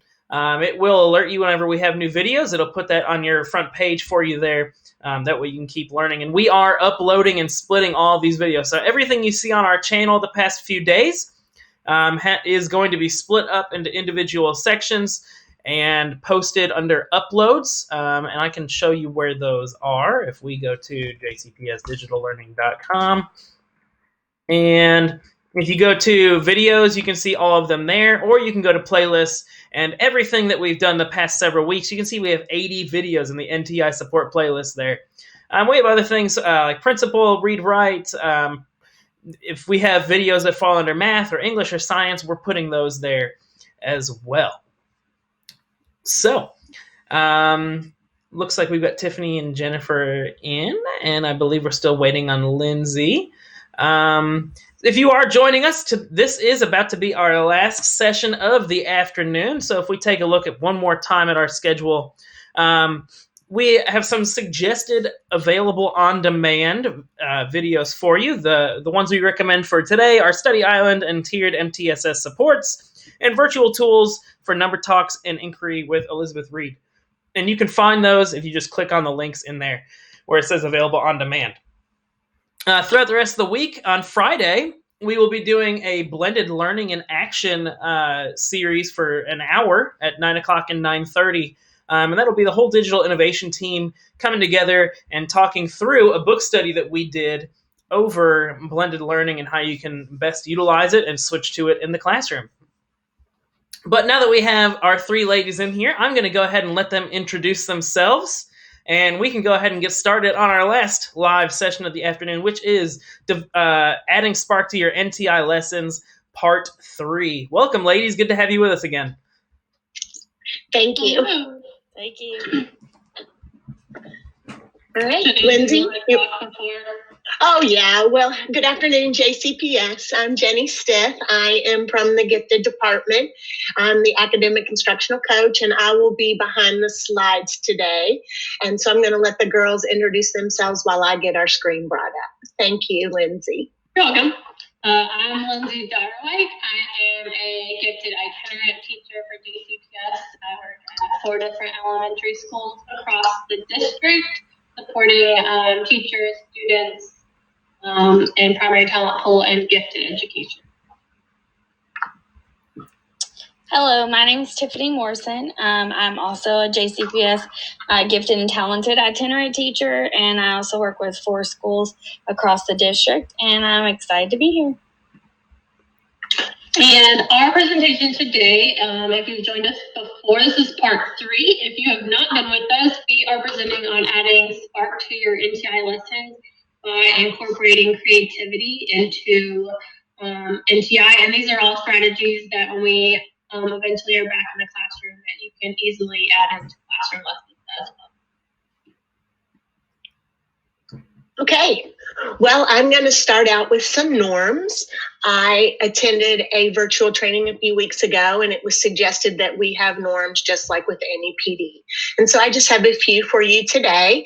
I want you to be present. If you're out there in the chat, go ahead and ask questions, participate.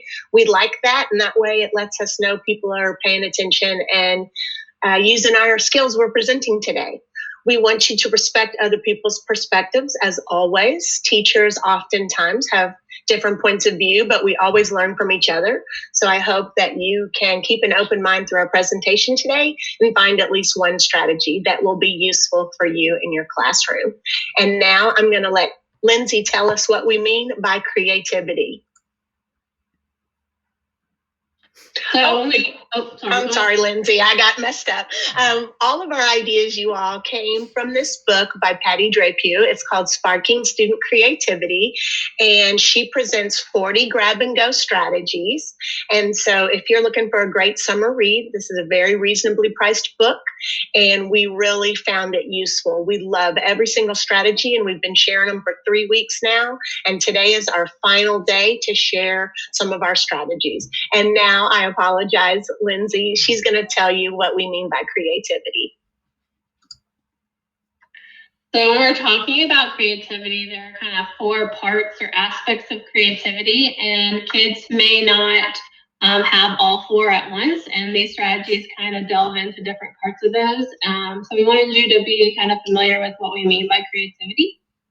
So one part is fluency, and that is the ability for students to be able to come up with many ideas. What is important in fluency is just the number of ideas they're coming up with.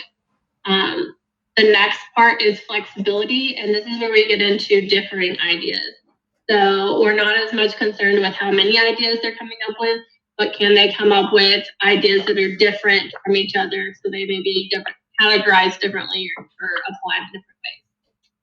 Originality is the one that I think most people, when they hear creativity, this is what they think of.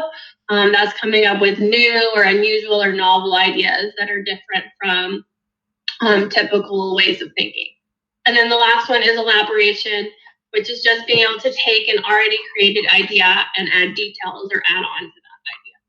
So all of our strategies target one or more of these parts of creativity. So we want you all to have a little bit of background. Great. Thanks, Lindsay.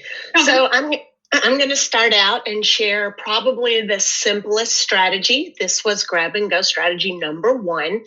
And all Drapeau suggests is there are certain starter phrases that you can use to make sure you're targeting these 4 areas that Lindsay just went over.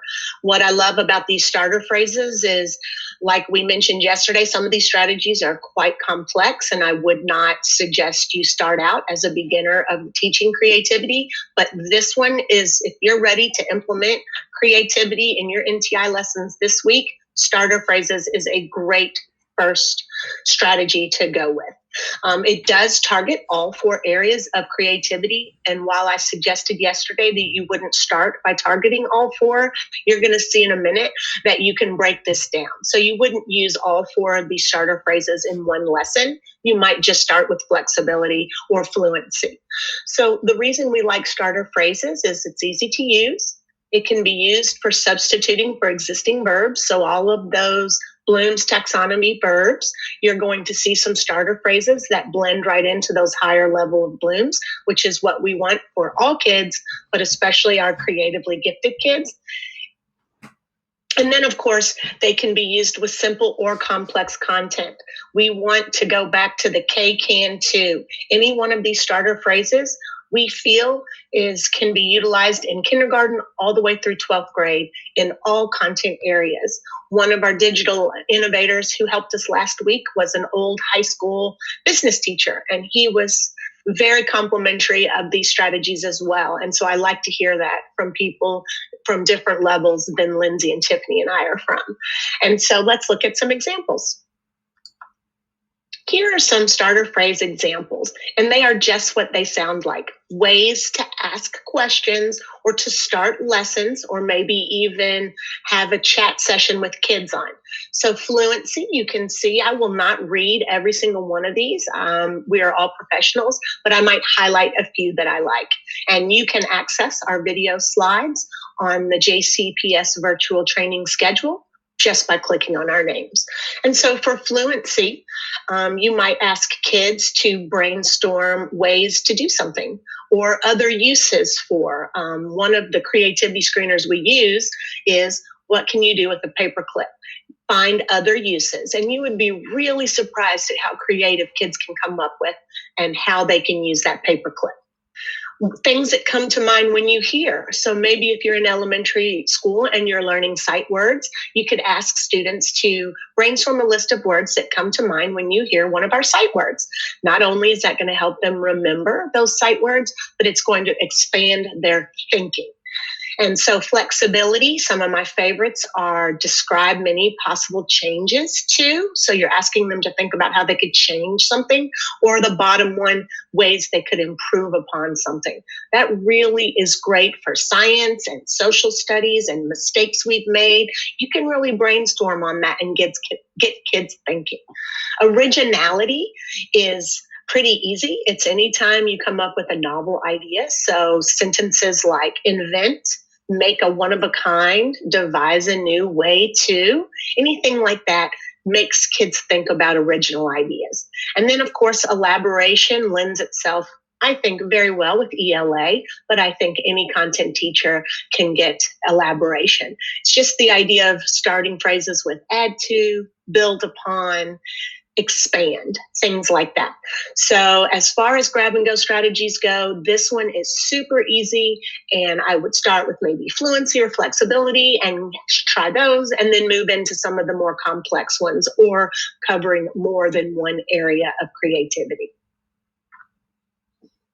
And then my second one that I'm going to share with you today before I turn it over to Lindsay is voice changes. And voice changes is very similar to another grab and go strategy I shared last week, which is, what is it called, girls? Do you remember what I'm trying to think of? Are you talking about the sound one? Sound, yes. Anyway, thank you, Tiffany. So voice changes is another way to a grab and go strategy that targets flexibility. It enhances communication skills. It directs students' attention to what they are hearing. So a lot of times we tend to focus on visual cues. And so it's a really great way to bring your attention to auditory things. And it can also help students master certain facts or processes. So sometimes when you're voice changing, it's not so much about the silliness of the voice change. It's the process that through that process, the brain moves information from short-term to long-term storage. So let's look at a couple of examples in a lesson. So if you were doing a persuasive writing unit, she suggests that you might share the writing with others. As an old language arts teacher, I think this is a genius idea. I really used to make sure that kids had all components of an argument. So they had the thesis, they had the support, evidence. And so basically voice changes would be getting them to work with a partner or a group. And every time they change from maybe the thesis into the reasons or the examples or the evidence, they change their voice. And so they might sound really silly, but apparently if you do this, it moves information, it emphasizes information, kids will love it. I even think high school kids could be silly and use this at a time. Also, with math examples, she used an example of dividing fractions, and a common step that students forget is to multiply by the reciprocal. And so she again suggested that you sit and pair students up and they just take turns telling each other the steps of dividing fractions, and they need to change their voice into something different or emphasize it. The pitch, she can change all sorts of things. The tone, you can change anything. And that process is supposed to help move things into long-term memory. And I think it would be fun to watch kids try to use their different voices. So I hope you've enjoyed these two strategies. And now I'm going to let Lindsay talk about the next strategy. So before I introduce this next strategy, if you've joined us for part 1 and part 2, you have heard this, but we wanted always to emphasize we're from the Gifted office, representing Gifted JCPS, and we wanted to share that all of these strategies can be used as a gifted service, but that they also can be used with all students, and they will benefit all students as well. So just keep that in mind. So the first one I'm going to share is called Generate and Elaborate. This one targets that original thinking and then being able elaboration, so being able to add on. So this one is really used to kind of reinforce content knowledge, and it also helps students expand vocabulary surrounding it. So there's kind of 3 steps to this strategy. First, they kind of imagine the content that they are learning. I think as you've seen, there's a big pattern in creativity strategies that there's a lot of imagination that goes into it. Then, based on the content, they generate a list of words that are associated with your lesson topic or overarching theme. And then they choose one word from the list, maybe that they think is important or really speaks to them, and they elaborate on that. And I will take you all through an example of what that looks like in the classroom. So one example would be in social studies, if you are studying discrimination, maybe around the civil rights movement or other ways, you have your students list words that they associate with the word discrimination or that topic. They might choose the most powerful word and then kind of elaborate on it by describing what does that word mean to them. They might add on to that by looking up the dictionary definition of that word and adding into their personal meaning.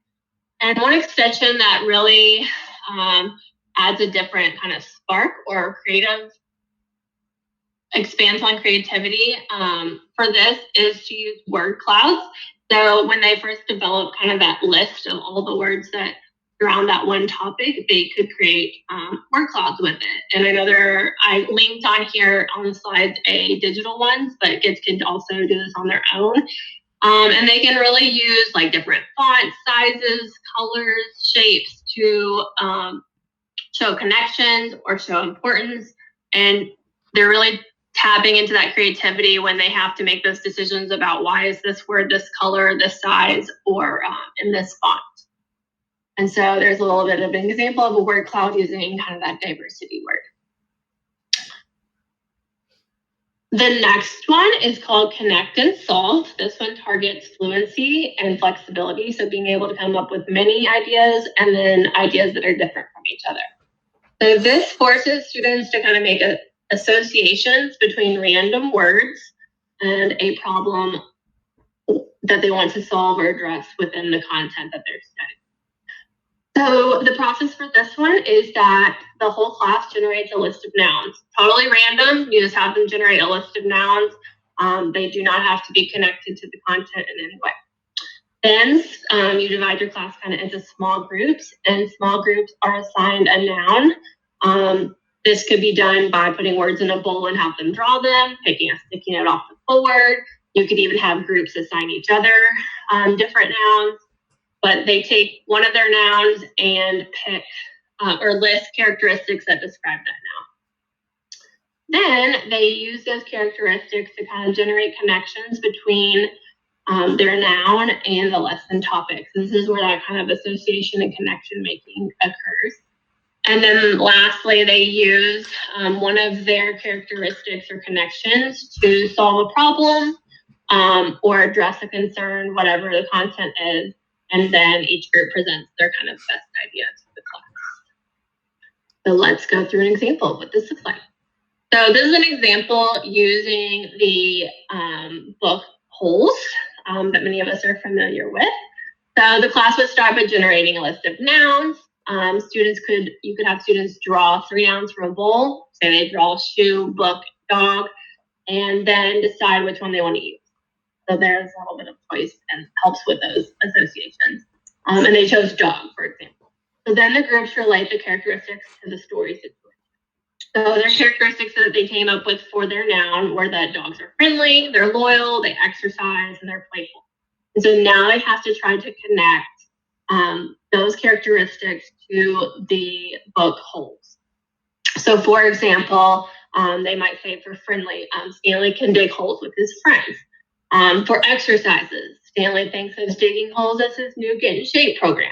So then they would select their idea that they think is the strongest for solving a problem in the story and then present it.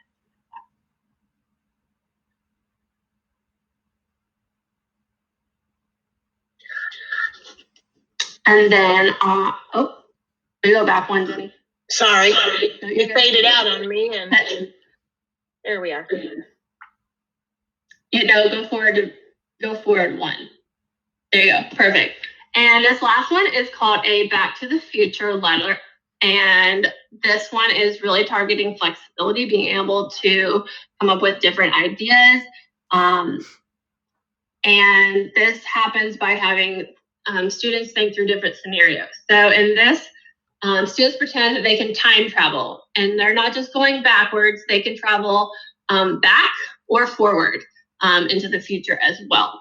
And so they find a letter that was written in the past, and they then write a response about what was happening when that letter was written.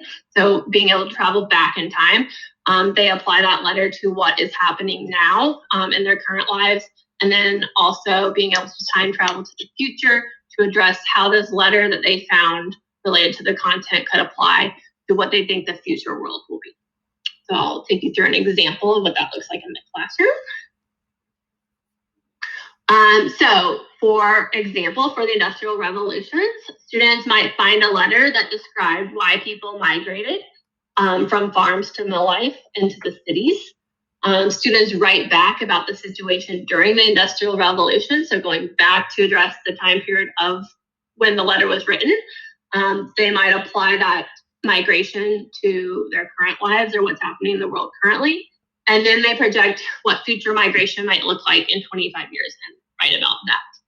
So kind of the letters address how that letter impacted what was happening at that time period, how it's affecting time periods today, and then what they project the future will be like. She suggests that found letters can be teacher generated, so you generate the letter yourself, or the result of a collaborative class discussion. So maybe at a previous lesson as a class, you kind of developed the point of view of somebody in history. I also recommend using primary source documents as much as you can. So I always like to use real letters. We are putting out a Gifted Choice Board weekly for all of our gifted students. It's in the Choice Board portal. And there's a link there to the high school one. There is a Back to the Future letter task this week in week 5 high school relating to Martin Luther King Jr.'s letter from Birmingham jail. So you should check that out. And I'm going to pass the torch on to Tiffany for 2 more strategies. Okay, so the first thing I want to say about the book and the strategies that she presents in the book is that some of these are really easy tweaks for us as teachers. Some of them are things that you probably have already done or used in the past, and it's just one more little step you have to take to make it more creative. So, for example, this one is the KWW chart. It's an adaptation of KWL chart. And basically, it stands for what do the students know, what do they want to know, and what do students wonder about. So that additional step of thinking about what they wonder. So when you say the word wonder, that helps them access imagination, and it requires them to extend their thinking about what they want to know and understand. A lot of us, when we use the KWL chart, we used to use it as like a pre-assessment. I like to think of it as like a continuous document that you can use and refer back to. So when I show you my example on the next slide, it's going to be like throughout a unit. All right, next slide, please. So thinking about mythology, let's say you're reading Percy Jackson in 4th grade. That's a great go-to book about mythology. And beforehand, you would ask the students, what do you know? After that, like maybe while you're in the middle of reading the story, you've read a few chapters, you might go back to the chart and then ask them, what do they want to know now that they have some background information? And then maybe after reading the first book in the series, you stop and think about your chart again and what do you now wonder about mythology? And encourage students to kind of explore this new world of mythology. KWW charts can be used with any content at any grade level, but I really love this example of just it continuously building. Now, my next strategy is more of a product. So this is called trading cards. I have a little teacher here and she's saying, hey, I need you to figure out how you're going to present your independent study when you're finished. So usually you do that beforehand because you want them to think about how they're going to show their learning or their understanding. And then my little student's like, oh, you know what? I like to collect trading cards. I like Pokemon cards. I wonder if I could do that. That would be kind of cool.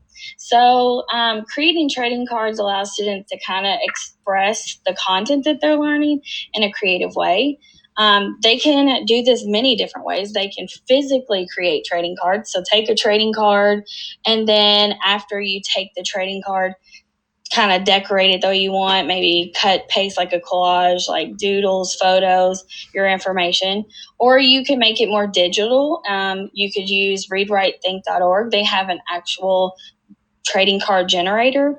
Or you could do like slides. The one I'm going to talk to you about in just a minute, you can have kids create the slides as the trading cards, and then obviously you can adjust the size of those.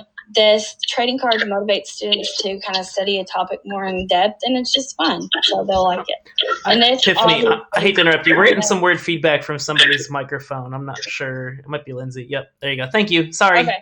All right. So the cool thing is this kind of taps into their originality because they're obviously thinking of new ways to show this. So my next slide, I'll show you a couple of examples. So one, obviously, going back to that mythology idea, you could have them create trading cards for mythology, gods, goddesses. You could also encourage them to look for like abstract symbols of gods and goddesses. So it's not just like here's a picture of a god or goddess, but it's more like in depth where you have to kind of, if it's like the god of war, like how could you express that other than just showing a picture of what he might look like? Then you've got like a math unit. You could do really any math concept, but like if they're studying like fractions, adding with unlike denominators, showing their understanding that way. Physical science, you could do astronomy cards, social studies, basically any culminating product of any unit could be presented in this way. Here's my little girls trading green sea turtle card from the last slide. And then you could, an example that I have, so you could click on this later, but it's just showing you an actual kid generated example using slides of some solar system concepts, dwarf planets, constellations, things like that. I really love this strategy, and I love it as an alternative to other products. And then on my final slide, this is just a slide that we've had in all parts. It's just showing you how you can use these creativity strategies to create a choice board. These are all very general that can be used over and over. In ELA, you could use it in your reading, writing workshop, and it encourages them to take the reading and then create things out of it using some of those strategies like trading cards, Be the Thing, 3 Wishes, KWW chart, ones that we've talked about in this PD or previous ones. Oh, and you can also use this with primary students. I would just probably lower the amount of choices, and maybe you would have to do a little bit more guided on how to use those strategies. And I would just like to stress again what Lindsay has mentioned, and we've mentioned multiple times. If you had this choice board in your lessons, as long as you note it somewhere, this could be a service for your creatively gifted students. I also would argue that it would service your specific academic aptitude students in reading or English language arts, and it could also serve your GI kids. So from the gifted perspective, this is something that would count. Creativity is high level on Bloom, so that means you're reaching those general intellectual students. And so we want you to see that although these strategies are great for all kids and really gets them building those innovative strategies, we also want you to see that servicing kids is pretty easy, and it's things you're most likely already doing. And so I'm going to turn it over to Lindsay to finish us out. If you all are big on Twitter, all 3 of us share pretty frequently things we're working on with our students or schools. So give us a follow. We'd love to collaborate on Twitter with all of you all. This is our part 3. There will be no part 4, but you all can check out our part 1, 2, and 3 on the Virtual Learning channel on demand. And that is it for us from the Gifted Office. All right. Well, thank you all so much for an awesome 3-part series that you gave us. We appreciate you being on here. I don't think we had any questions in the chat for you all that weren't addressed already. So unless you have any final remarks, thank you so much. Thank you so much. Have a great day. Thank you. You all too. Okay. Bye. All right, everybody. Thank you so much for tuning in live for us today. We really appreciate you being here. Again, you can catch all of this information on the virtual training support schedule. If you go to jcps.me/NTI, click on the virtual training schedule, and all of these resources will be linked here for you. This is our last live session for today. We do have 2 on-demand sessions available for you that we recommend, which is Study Island and tiered MTSS supports, and virtual tools for number talks and inquiry. We'll be back tomorrow morning, bright and early at, looks like 9:30 will be our first live show. So we have 2 on-demand episodes recommended for you tomorrow morning. And Russ Hockenberry will be presenting, I think, while he is moderating as well. So thank you so much for tuning in. I hope you guys all have a great night and take care.